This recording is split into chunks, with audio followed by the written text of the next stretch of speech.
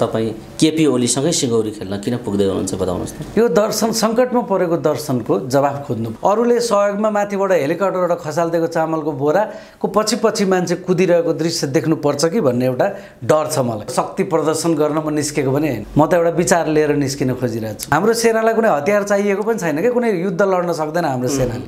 कुन दिन नेपाल पनि चेपारोमा पर्ने हो केही भन्न सकिन्न। पाइप बिछाएर ल्याउँदा चाहिँ पानी आउँदो रहेछ, अनि एडिबीको त्यत्रो प्रोजेक्ट हुँदा चाहिँ आउँदो रहन्छ, यो के हो भनेर रमाइलो लाग्छ क्या मलाई। अब यदि विदेशीले नागरिकता लिने सम्भावना छ भने तपाईँसँग प्रशासन भएको के काम लाग्यो त? राष्ट्रवादको बहस त सबैभन्दा धेरै उल्टो ठाउँ। यो चाहिँ एकदम अर्ग्यानिक धावा दिएको हो क्या, मुक्का दिएको।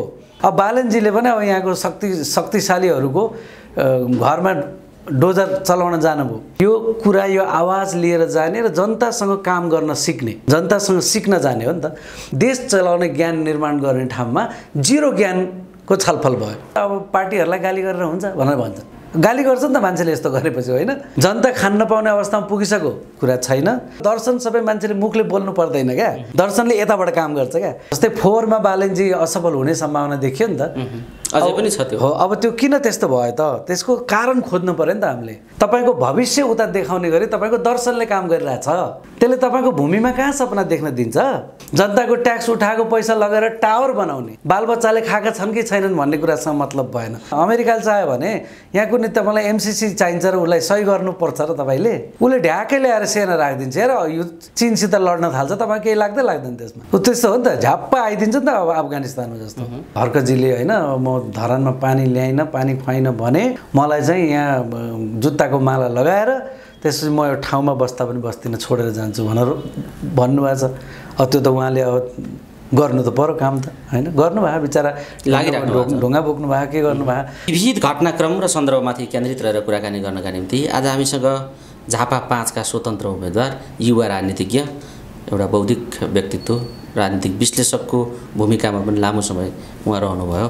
अहिले एउटा युवा राजनीतिज्ञको रूपमा उहाँलाई समाजले, नेपाली राजनीतिले चिन्नुपर्ने स्थिति खडा गरिराख्नु भएको छ। युग पाठक चिरपरिचित व्यक्तित्व हुनुहुन्छ, स्वागत छ यहाँलाई। धन्यवाद। युग पाठक बौद्धिक युवा, बौद्धिक जगतमा काम गरिराखेको, एउटा नयाँ तरिकाले सोचिराख्ने हरेक विषयलाई, त्यस्तो खालको एउटा चिन्तनशील युवालाई किन राजनीतितर्फ झुकाव बढो र तपाईँ केपी ओलीसँगै सिङ्गौरी खेल्न किन पुग्दै हुनुहुन्छ बताउनुहोस् त। राजनीतितर्फको झुकाव त पुरानै हो, तर खालि भूमिका मात्रै अलिक फरक थियो। एउटा कुरा चाहिँ के हो भने, यदि त्यो एउटा प्रश्न एक दिन उठ्दैन थियो भने सायद अरू उपन्यासहरू लेखिन्थ्यो होला, होइन? समाजमा यस्तै विभिन्न किसिमको बहस गर्ने, सँगै बोल्ने, एक्टिभिजम गरेर हिँडिन्थ्यो होला, त्यतिले पुग्छ भन्ठानिन्थ्यो होला।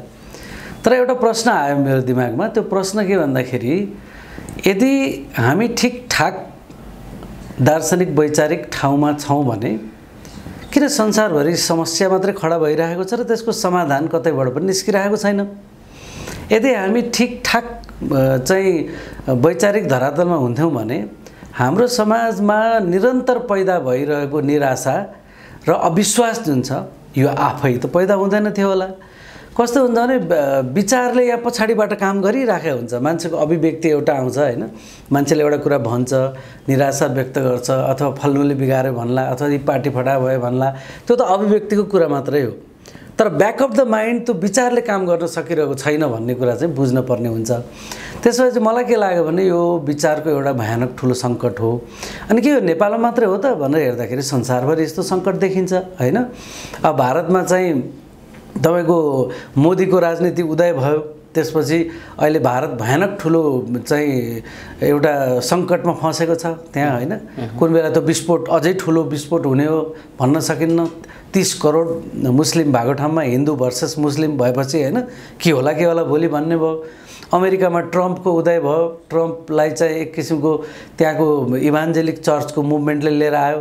त्यसपछि व्हाइट सुप्रिमेसिस्टहरूको आन्दोलन त्यहाँ पैदा भइरहेको छ। संसद भवनमा आक्रमण हुन्छ अमेरिकाको, हैन।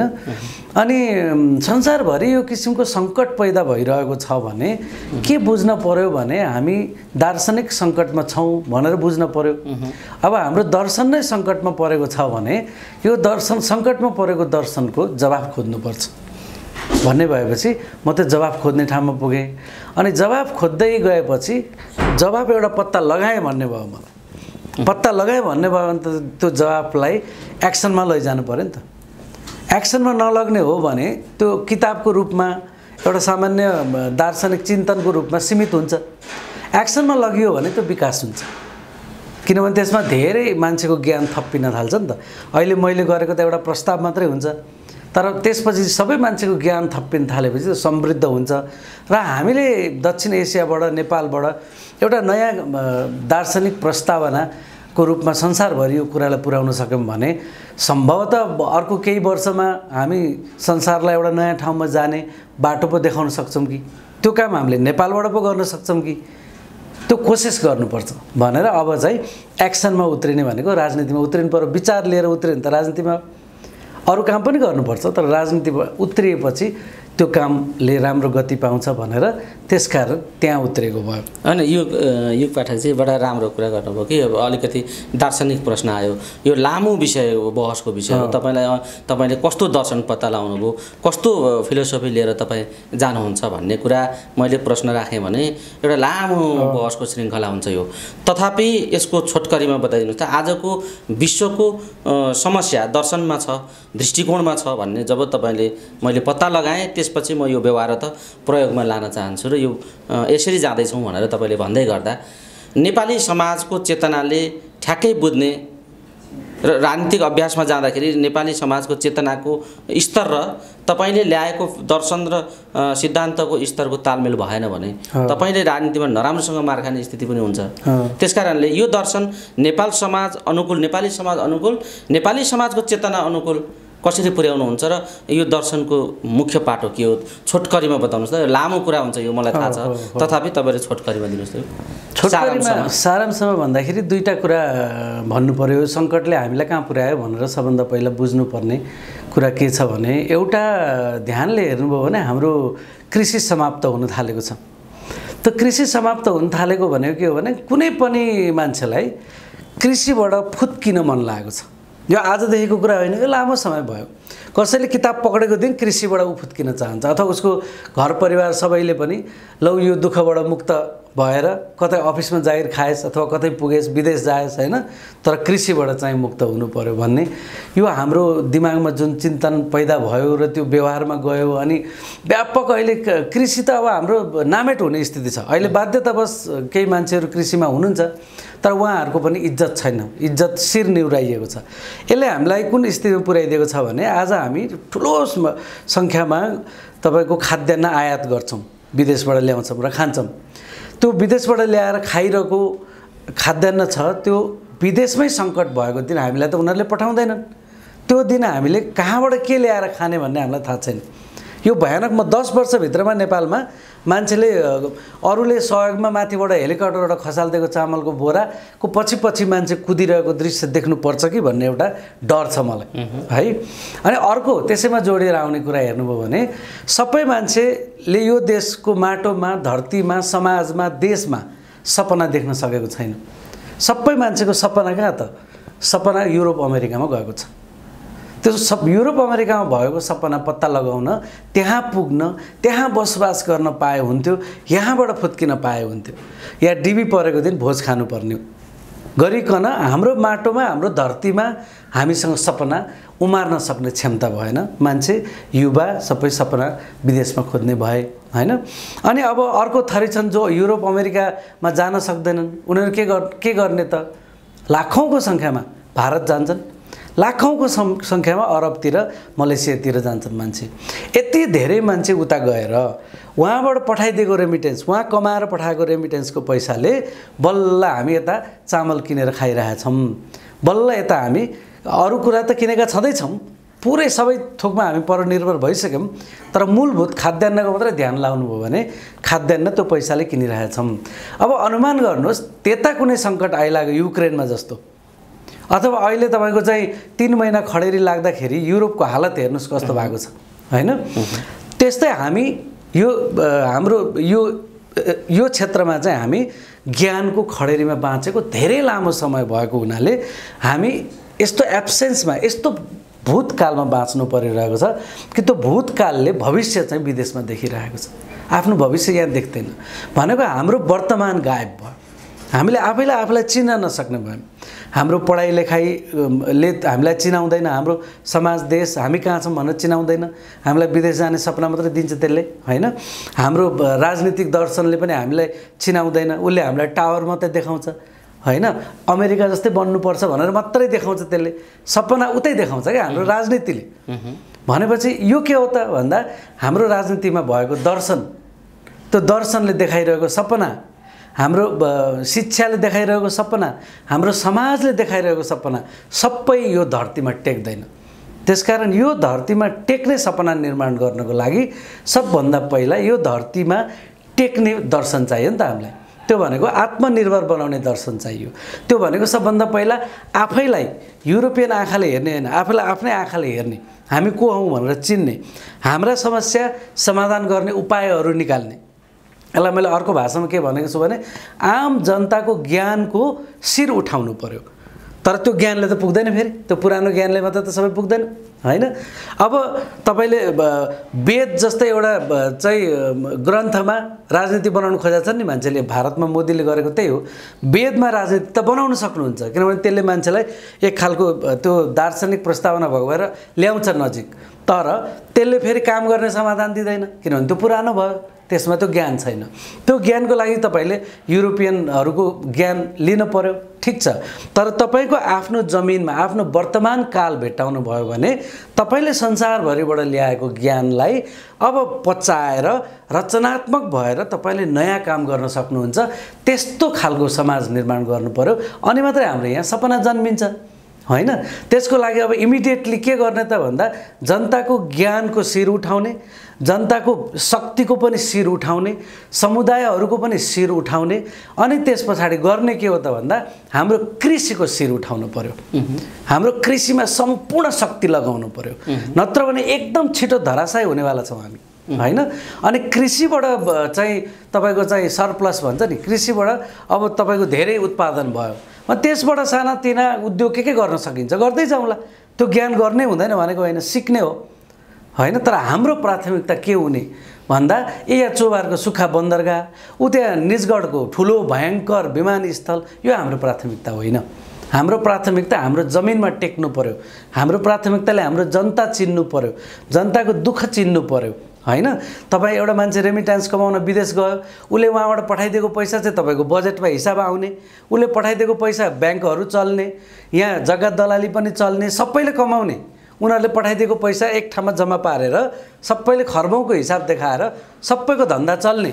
तर उनीहरूले चाहिँ यहाँबाट जाने बेलाको घर जग्गा राखेको छ कि को राखेको छ धरौटी, त्यसको ऋण आफै मात्रै एक्लै बेहोर्न पर्ने होइन। उसको जीवनको सङ्कटहरू उसले एक्लै बेहोर्न पर्ने, उसको ऋणको ब्याज पनि उसले एक्लै चक्रवर्ती ब्याज तिर्न पर्ने, उसको परिवार पढाउने जिम्मेवारी पनि उसले एक्लै लिनुपर्ने। यो त राज्यको र जनताको बिचको लय मिलेन नि त। यो लय मिलाउनु पर्यो। यो लय मिलाउने भनेको यो धरतीमा टेक्ने दर्शन चाहियो।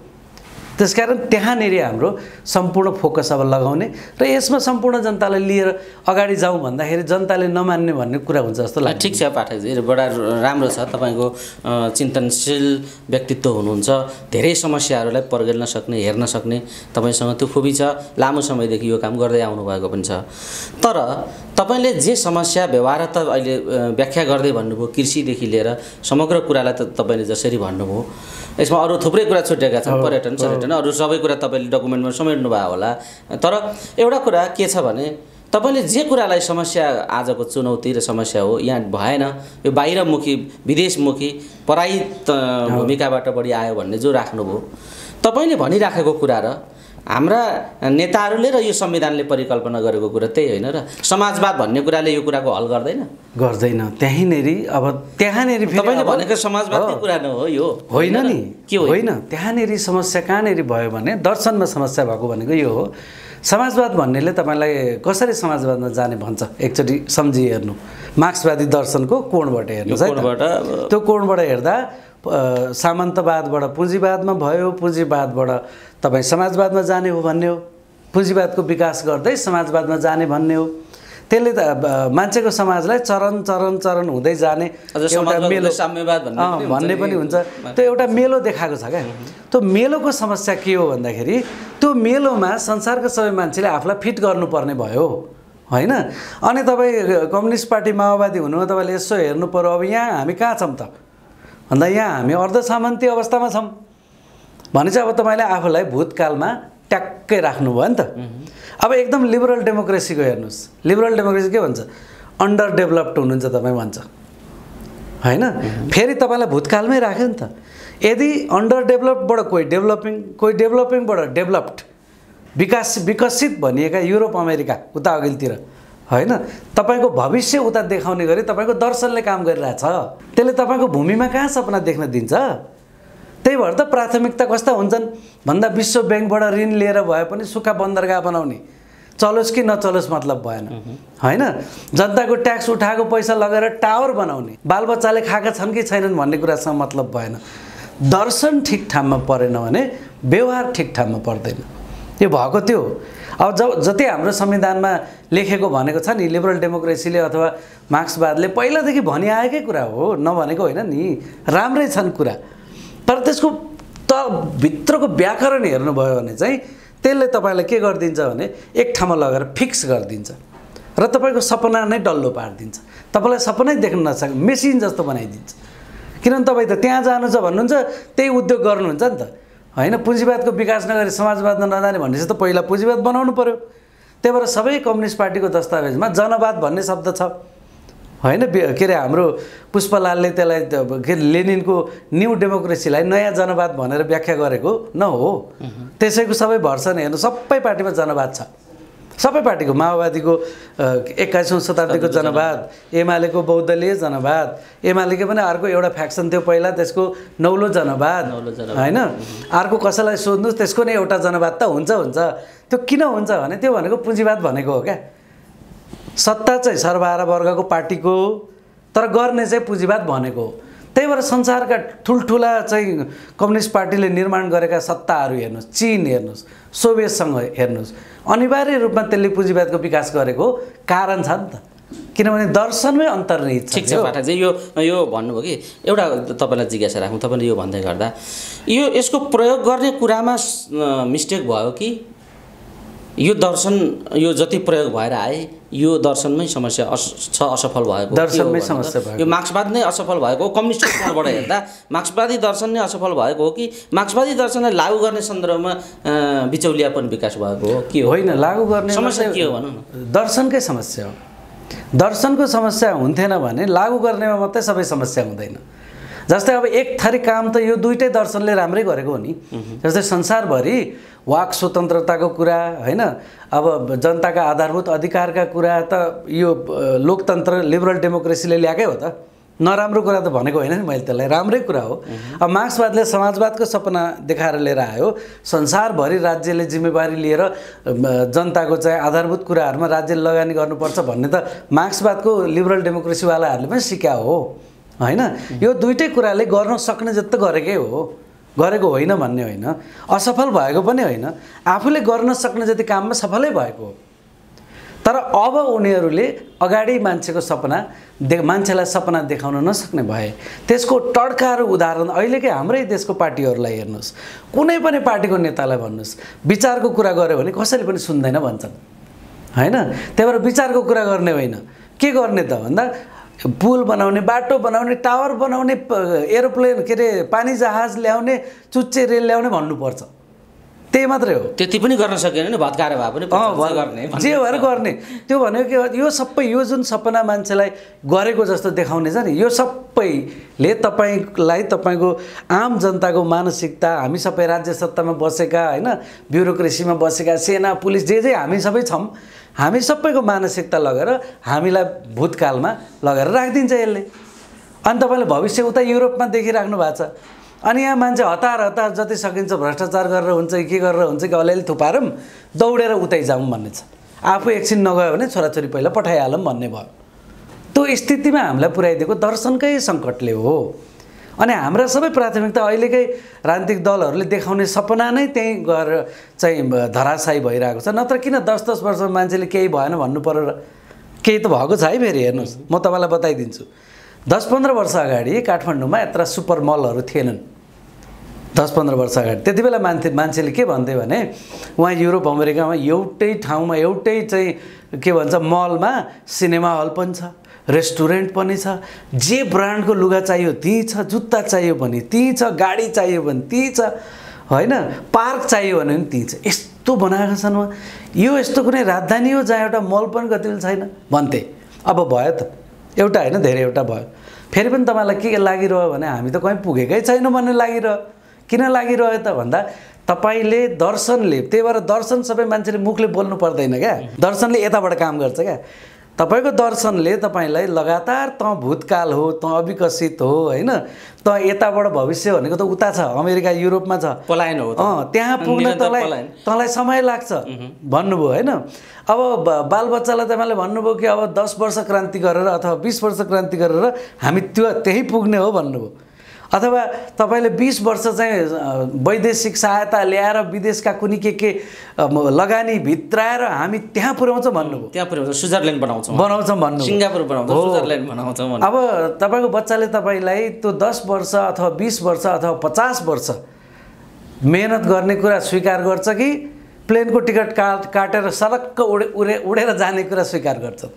प्लेनकै टिकट खोज्छ नि उसले, ऊ सजिलो बाटो खोज्छ। त्यो उसको दिमागमा यदि युरोप अमेरिका जाने सपना छ आजको दिनमा, हाम्रो धरतीमा केही पनि हुँदैन भन्ने छ, होइन, त्यो छ भने त्यो दार्शनिक कारणले छ। यो भौतिक कारणले अथवा हाम्रो केही गर्न सकेको कारणले होइन। कसैले केही गर्न सकिरहेको छैन भने पनि दार्शनिक कारणले छ। किनभने दर्शन गलत भएपछि व्यवहार ठिक ठाउँमा पर्दैन क्या। ठिक छ, यो सन्दर्भमा आगामी दिनमा तपाईँसँग लामो बहस हामी गर्नेछौँ।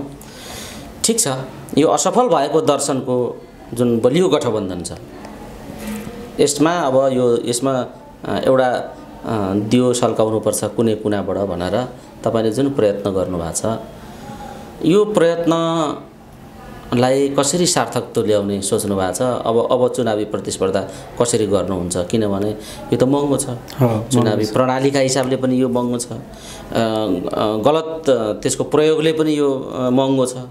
दर्शनको कुरा त यो लामो बाटो हो, अर्कै विषय भइहाल्यो।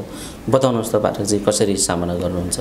अब मैले चाहिँ एउटा योजना के बनाएको छु भने जनताको घरसम्म जानलाई कति खर्च लाग्ला र भन्ने छ मेरो। जनताको घरसम्म पुग्ने कुरा हो अहिलेलाई, होइन, भोलि देशभरि पुग्ने कुरा होला, कति नै खर्च लाग्छ र भन्ने छ मेरो हिसाब किताब है। धेरै खर्च लाग्दैन, त्यो त मलाई साथीभाइ जनता आफैले सघाइहाल्नुहुन्छ नि भन्ने लाग्छ क्या मलाई। धेरै समस्या होला जस्तो लाग्दैन। अब ठुल्ठुला जुलुस गर्ने के गर्ने त अब त्यो मैले गर्न सक्ने कुरा नि भएन। त्यो अहिले त्यो मैले गरेर शक्ति प्रदर्शन गर्न म निस्केको पनि होइन। म त एउटा विचार लिएर निस्किन खोजिरहेको छु। हाम्रो समाज देश सबै निराशामा डुबेको बेला यो निराशाको मूल कारण चाहिँ दुईजना नेता फटा भएर, दुईटा दल फटा भएर होइन है, विचार हो। किनभने दल फटा भयो या दुईजना नेता मात्र फटा भयो भनेर भन्न थाल्नु हो भने जो म चाहिँ फटा भएन भनेर जान्छ, यो सिस्टमभित्र छिरेपछि त्यो पनि त्यस्तै हुन्छ। अनि कसलाई मात्रै फटा बनाइराख्ने हो, होइन। यो हाम्रो भाष्य, राजनीतिको भाष्य नै मिलेन। राजनीतिको भाष्य मिलाउनु पर्यो, राजनीतिलाई जनता भठाम पुर्याउनु पर्यो। राजनीति जनताको हुन्छ भने जनताको शक्तिबाट हुनु पर्यो। होइन पाठकजी, आमूल परिवर्तन, पूर्ण रूपमा आमूल परिवर्तनको कुरा तपाईँ गरिराख्नु भएको छ क्या। यो गलत छ र यसको भाष्य पनि गलत छ, राजनीतिको भाष्य भन्ने तपाईँले जो भनिराख्नु भएको छ यसले के सन्देश दिन्छ भने यहाँ आमूल परिवर्तनको खाँचो छ भन्ने कुरा दर्शाउँछ। तर यो आमूल परिवर्तनको सम्भावना छ त अहिले भन्ने कुरा छ। यही निर्वाचनमा भाग लिएर तपाईँ जस्ता 2-4 साथीभाइले जितेर यहाँ आउँदैमा यो आमूल परिवर्तनको ढोका खोल्छ या यो प्रतिस्पर्धाले आमूल परिवर्तनको सङ्केत गर्छ भन्ने एउटा सुरुवात गर्छ। हामीले यो सुरुवात गर्नै पर्नेछ। यो सुरुवात गर्छ र यो एउटा बलियो सन्देश हुन्छ देशभरि र दुनियाँलाई पनि बलियो सन्देश हुन्छ। मलाई के लाग्दैन भने म त्यहाँ गएर अहिले त्यहाँका जनतासँग सँगसँगै त्यहाँका जनतासँग कुरा गर्दा गर्दै त्यो कुरा त संसारभरि नै पुर्याउने हो हैन। यो कुरा यो आवाज लिएर जाने र जनतासँग काम गर्न सिक्ने, जनतासँग सिक्न जाने हो नि त। सिक्न गइसकेपछि जनताले सिकाउनु पनि हुन्छ। अलिअलि हुने खर्च पर्छ त्यही हिँडडुल्ला लाग्ने खर्च हो, त्यो उहाँहरूले नै घरमा भात खुवाइहाल्नुहुन्छ। केही गाह्रै छैन जस्तो लाग्छ मलाई हैन। अलिअलि गाह्रो साँगुरो त मिसनमा हिँडेपछि बेहोर्न पर्यो, त्यो बेहोर्ने। तर गएर एकचोटि राम्रोसँग कुरा गरिसकेपछि जनताले एउटा निर्णय गर्नुहुन्छ। त्यो निर्णय गरिसकेपछि हाम्रो यो एउटा महाअभियानको सुरुवात हुन्छ हैन। त्यो सुरुवात भएपछि संसदमा एकजना मान्छेले के गर्न सक्छ त अब भन्ने प्रश्न भयो नि त हैन। संसदमा एकजना मान्छेले के गर्न सक्छ भने त्यो सुतिरहेको विचारविहीन संसद जसको कुनै काम छैन जस्तो देखिन्छ अहिले, 5 वर्षमा 2 पटक चाहिँ त्यो संसदलाई विघटन गर्नेमा गयो, त्यसैलाई मार्ने भन्नेमा गयो हैन। बाँकी धेरै जसो समय हाई काटेर सुतेर कुनै कुनै विधेयक जबरजस्ती पास गर्नु छ भने व्हिप लगाएर, नत्र भने देश चलाउने ज्ञान निर्माण गर्ने थलो हो त्यो। देश चलाउने ज्ञान निर्माण गर्ने ठाउँमा जिरो ज्ञानको छलफल भयो भने त्यस्तो संसदलाई ज्ञान निर्माण गर्ने जुझारु संसदको रूपमा एकैजना मान्छेले यदि विचार ठिक ठाउँमा छ र विचार चहकिलो छ भने गर्न सक्छ। तर फेरि विचार चाहिँ केही पनि छैन। अब यत्तिकै ऐनहरू फटा भयो, म ठिकठाक मान्छे आइगएँ, युवा पनि छु, मैले गरेर हुन्छ भनेर चाहिँ फेरि त्यो संसदलाई बिउजाउन सकिँदैन। त्यसो भयो भने त यत्तिकै तरिका हुन्छ। फेरि अहिले जे हो त्यही नियति हुने सम्भावना छ। ठिक छ, तपाईँले एउटा विचारको पाटोबाट, दर्शनको पाटोबाटै एउटा व्यक्तिले पनि दर्शन र विचारको क्षेत्रमा धेरै गर्न सक्छ भन्ने विचारको पक्षलाई प्रधान बनाएर जसरी कुरा गर्नुभयो, यो एउटा पाटो हो। तर यो पाटोमा तपाईँले लाग्दाखेरि जो नेपालको एकदमै चेतनाले, शिक्षाले, अवसरले, विकास निर्माणले पछि परेको र प्रताडना भोगिरहेको समाज र त्यो क्षेत्रलाई रोज्नु भएको भए पनि हुन्थ्यो, किन झापा 5 नै रोज्नु भएको? सबभन्दा पहिलो तपाईँको काम त त्यहाँ जागरण फैलाउने, त्यहाँबाट सुरु गरेको भए त अझ राम्रो हुन्थ्यो। सबै ठाउँमै गर्नुपर्ने छ। तर अहिले चाहिँ के भने पहिलो स्टेप यो चुनाव हुँदैन थियो भने अर्कै तरिकाले जानु पर्थ्यो हैन। देशभरि हिँड्ने त छँदैछ, हामी हिँड्ने नै हो कुरा। तर अब अहिले चाहिँ चुनाव भएको हुनाले र चुनावमा पनि यो अब मेरो लागि अब मैले जुन प्रस्ताव गर्दैछु त्यो प्रस्तावको लागि पुराना पार्टीहरू भयो नि त यिनीहरू हैन। पुराना पार्टी भए, पुरानो दर्शन भयो। यो दर्शनको कामै छैन भनेर चाहिँ म भन्दिनँ, काम छ, अझै छ, त्यसको काम अझै ठिक ठाउँमा ल्याउन होला बाँकी, तर त्यसले पुग्दैन भन्ने मेरो कुरा हो हैन। अब ती दर्शनहरू, ती विचारहरू अन्तर्गत बनेका पार्टीहरूको पनि आजको दिनमा सबैभन्दा चहकिलो, बलियो, शक्तिशाली मानिएको उम्मेदवार भाटामा गएर लड्ने। त्यसो भयो भने त्यो विचारसँग मेरो विचार उभिएपछि जनताले तुलना गर्ने अवसर पाउँछन् र कुन विचार ठिक ठाउँमा छ त भनेर जाँच्ने, परख गर्ने अवसर पाउँछन्। यो त त्यहाँ मात्रै होइन, देशैभरि त्यो अवसर सिर्जना हुन्छ जनतालाई हैन। अनि यो त सुरुवात न हो, गर्नु त धेरै नै काम बाँकी छ। यो सुरुवात हो, त्यहाँबाट थाल्ने। अब यो त्यहाँबाट थाल्ने बित्तिकै एउटा अभियान को बलियो आधारशिला निर्माण गर्न सकिन्छ भन्ने चाहिँ मेरो विश्वास भयो। अब बाँकी त व्यवहारमा गएर गर्ने। यो दर्शन विचारले समाज बदल्ने कुरा, राष्ट्र बदल्ने र एउटा समुन्नत बाटोमा लैजाने कुरा लामो प्रक्रिया छ। तपाईँले बुझ्नुभएकै छ, लागिराख्नु भएकै छ। तपाईँलाई शुभकामना पनि छ यो यात्रामा। धन्यवाद। तर यो थोरै प्राविधिक कुराहरूतिर देश अल्झेको छ अहिले, त्यतापट्टि पनि छलफल गर्नुपर्नेछ। दर्शनका समस्याले पैदा गरेका जे विषयहरू छन् तपाईँका लागि, तपाईँहरूसँग छलफलमा मैले यो भन्दा उपयुक्त हुन्छ होला।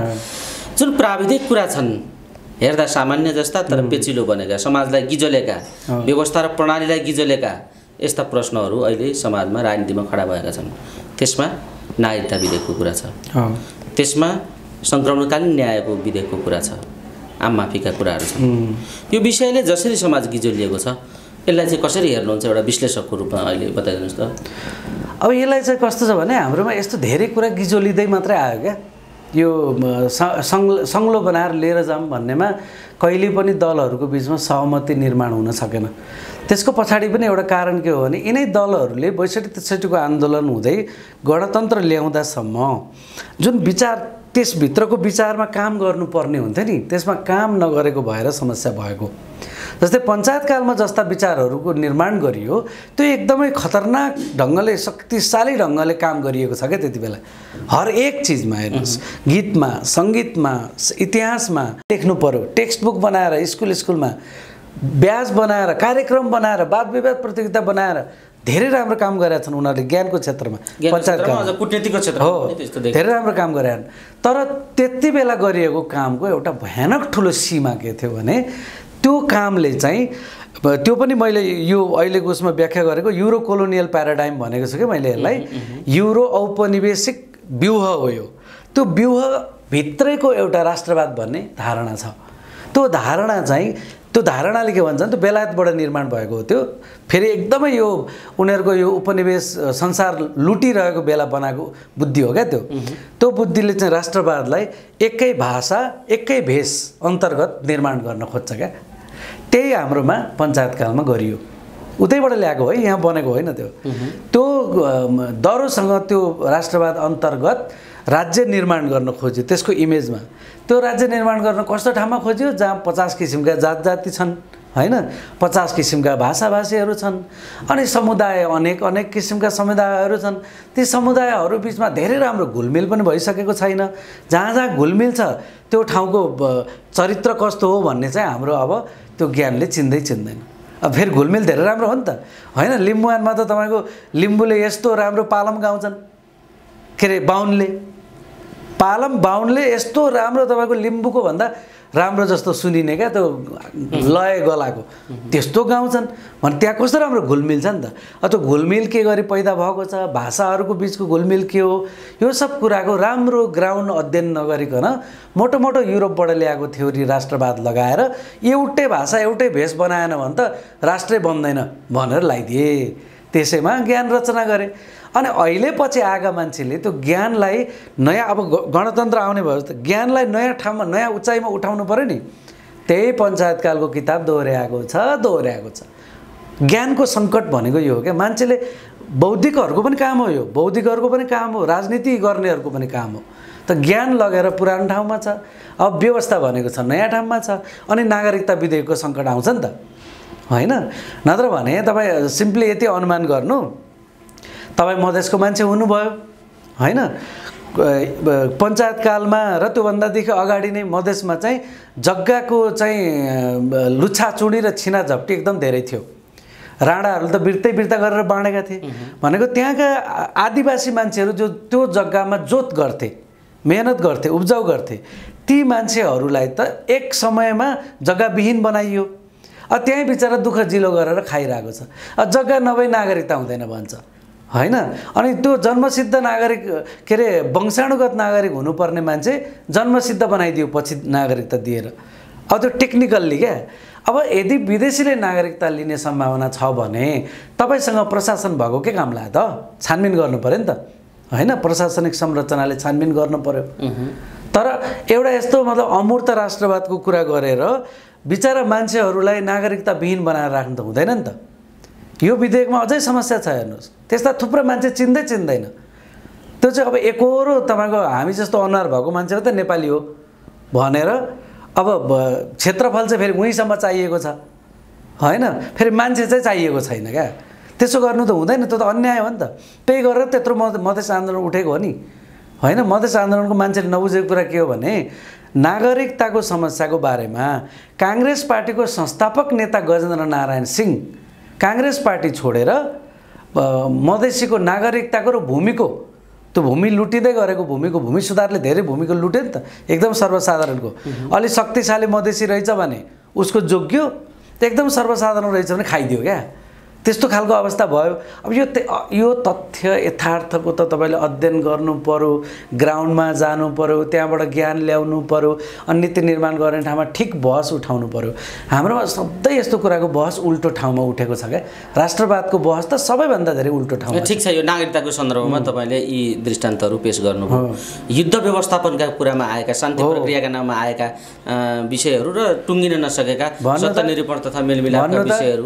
यत्रो वर्ष यो किन टुङ्गिएन टुङ्ग्याउनु यो पर्थ्यो। अहिले यो विधेयक फेरि विवादमा परेछ एमाले फरक मत राखेको स्थिति छ यो सङ्क्रमणकालीन न्याय सम्बन्धीको विधेयकमा तपाईँले कसरी हेर्नु भएको छ बताउनु त त्यो पनि त्यो समयमा एउटा भनेको कस्तो भने आफूले भनेको कुरा आफैले नमानेको हो क्या यो 12 बुँदे सम्झौता कसले गरेको सबैजना भएर गरेको होइन अब तपाईँले ज्ञानेन्द्रलाई सबैजना भएर हटाउनु भयो राजा हटाइदिनु भयो संविधान पनि सबैजना भएर बनाउनु भयो सङ्क्रमणकालीन न्याय भनेर त्यसको सिद्धान्त पनि सबैजना भएर बनाउनु भयो अनि त्यसपछि तपाईँको ऊ पार्टीले एउटा नक्कली कुरा गरेर बढी भोट पाउने कि ऊ पार्टीले एउटा नक्कली कुरा गरेर बढी भोट पाउने भनेर लुच्छाचुडी गरेर गर्नुपर्ने काम चाहिँ नगर्ने क्या अनि सङ्कटमा फसाउँछन् अहिले आफै ल्याएर अनि त्यस पछाडि भन्छ अब पार्टीहरूलाई गाली गरेर हुन्छ भनेर भन्छ गाली गर्छ नि त मान्छेले यस्तो गरेपछि होइन आफैले गरेको बाचा हो नि त 12 बुँदे सहमतिदेखि जनतासँग गरेको बाचा हो त्यो एक कानुन बनाएर नीति बनाएर बाचा गरेको छ बनाएर गरेको बाचा त पुरा गर्नु पर्यो नि त हामी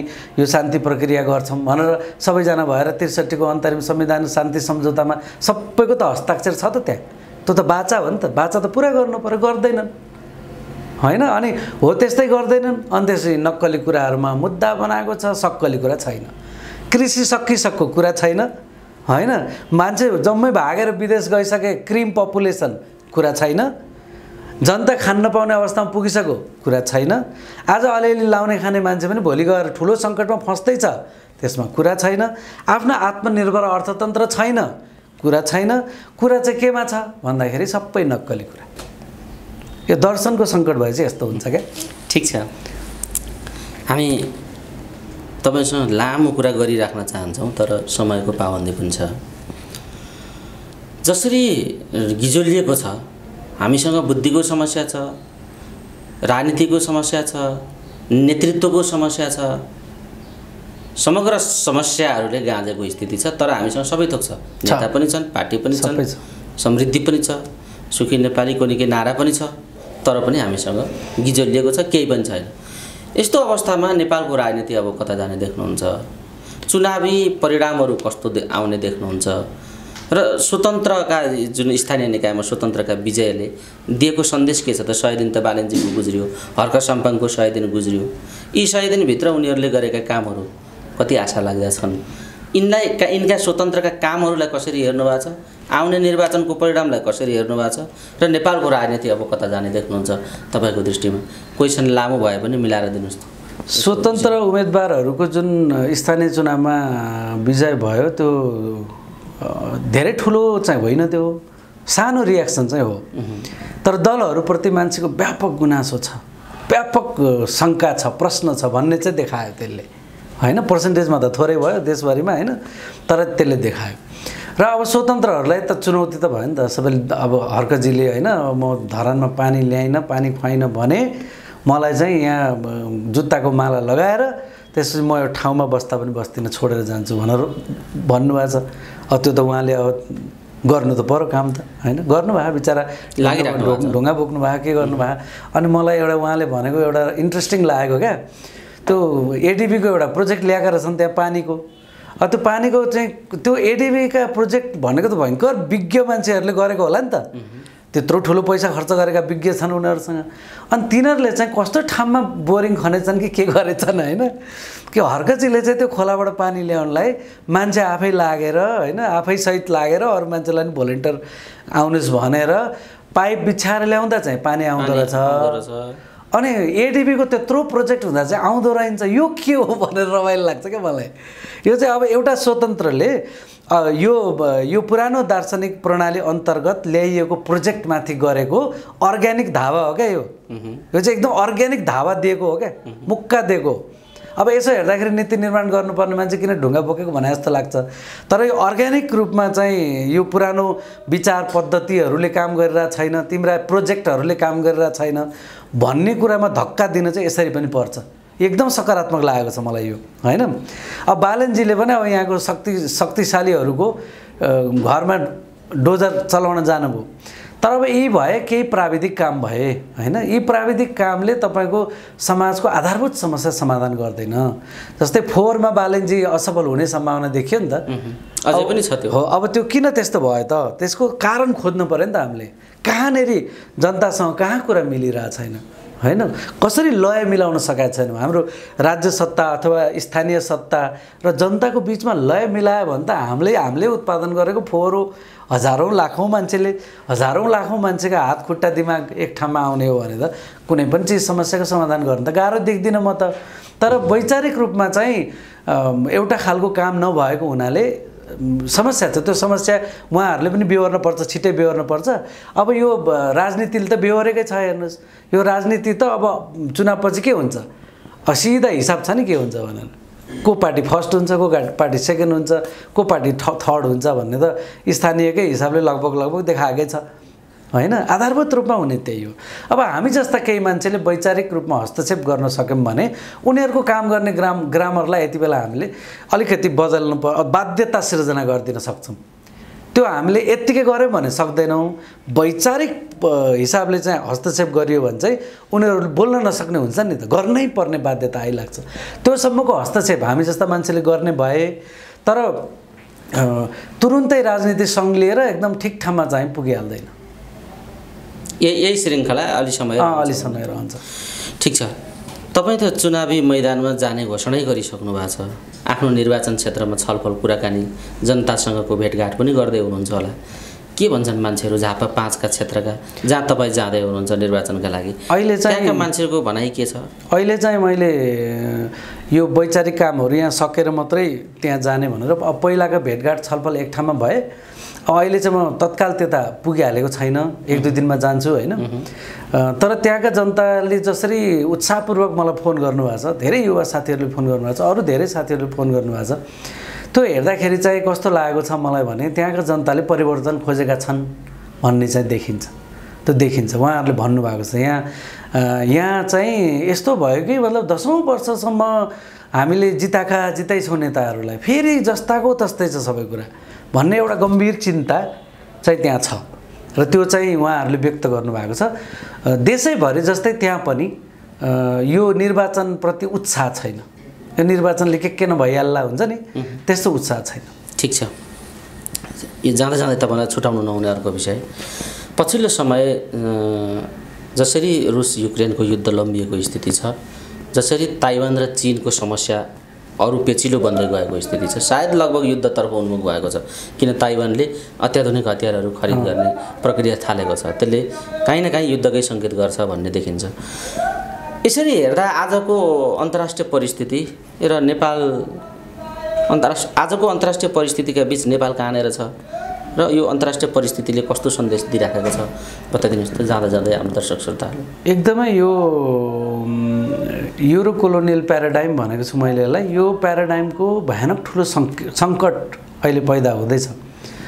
अब युक्रेनमा प्रोक्सी वार हो नि त। हेर्दा पो युक्रेन र रुसको युद्ध हो त, खासमा त रुस र नेटो बिचको युद्ध हो नि त। नेटो बिचको युद्ध यो प्रोक्सी वार भइरहेछ। अब ताइवान पनि प्रोक्सी वार हुने हो। हेर्दाखेरि ताइवान र चाइनाको युद्ध जस्तो देखिन्छ, तर हुने भनेको नेटो र चाइनाको युद्ध हुने हो। अब यो केही समयदेखि चाहिँ उनीहरूले के अरे एकजना जोन मर्साइमर भन्ने छन् कि, उनले लिबरल हेजिमनी भन्छन्, इन्टरनेसनल लिबरल हेजिमनीको अर्डर भन्छन्। यो अमेरिकाको नेतृत्वमा भएको लिबरल हेजिमनी जुन छ त्यसले चाहिँ के गर्न खोजेको थियो रे भन्छन् उनले भने चीनलाई पुँजीवादको बाटोमा एकदमसित लैजाने, मद्दत गर्ने होइन, उनका फ्याक्ट्री पनि यहाँ ल्याउने, व्यापक मद्दत गर्ने। जब ऊ पुँजीवादी हुन्छ भने ऊ अटोमेटिकली लोकतन्त्रतिर आइहाल्छ र त्यहाँको कम्युनिस्ट पार्टी स्वतः ध्वस्त भइहाल्छ भन्ने उनीहरूको अनुमान थियो अरे क्या। तर उनीहरूको अनुमान उनीहरूलाई नमिले जस्तो लागिरहेको छ अहिले। र उनीहरूलाई कस्तो लाग्यो भने त्यता जाला भनेको त झन् शक्तिशाली भएर पो निस्क्यो, समृद्धितिर गयो भन्ने उनीहरूलाई त्यो डर छ। त्यसकारण अन्तर्राष्ट्रिय रूपमा शक्ति सन्तुलनको स्थिति खलबलियो होइन। अब 1990 देखि यता सोभियत सङ्घ ढलेपछि अमेरिका सिङ्गल पोल विश्वको एकमात्र शक्तिशाली, उसकै वरिपरि दुनियाँ घुम्नुपर्ने, धुरी उही हुनुपर्ने भन्नेमा अब धुरी परिवर्तन भयो। धेरैलाई लागेको थिएन रुस पनि त्यो हिसाबले आउँछ भन्ने होइन। अब यहाँ चीन र अमेरिकाको बिचमा त व्यापार युद्ध त सुरु नै भइसकेको हो, कोरोनाले झन् त्यसमा अप्ठ्यारो पारिदिएको हो होइन।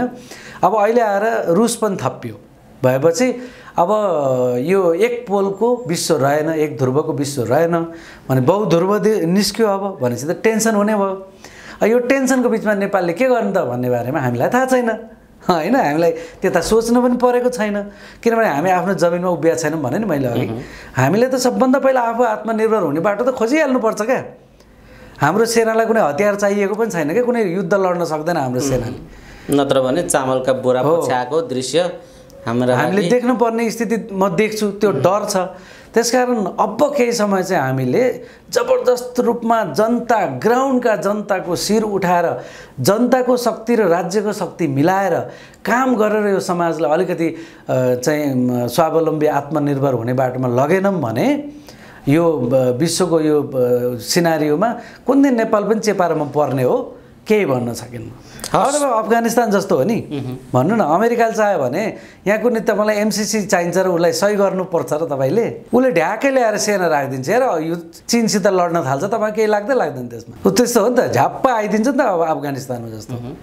त्यहाँको सत्ता मिल्काइदिन्छ आफ्नो भएको मान्छे ल्याएर राखिदिन्छ एउटा कठपुतली त्यही भएर खतरनाक स्थितिमा छौँ हामी त्यही भएर हामीले छिटोभन्दा छिटो काम गरेर स्वावलम्बी चाहिँ समाज चाहिँ बनाउनु पर्यो अब हवस् समय दिनुभयो विविध सन्दर्भहरूलाई समेट्ने प्रयत्न गरेँ मैले यो महत्त्वपूर्ण समय र संवादका लागि यहाँलाई धेरै धेरै धन्यवाद तपाईँहरूलाई पनि धेरै धन्यवाद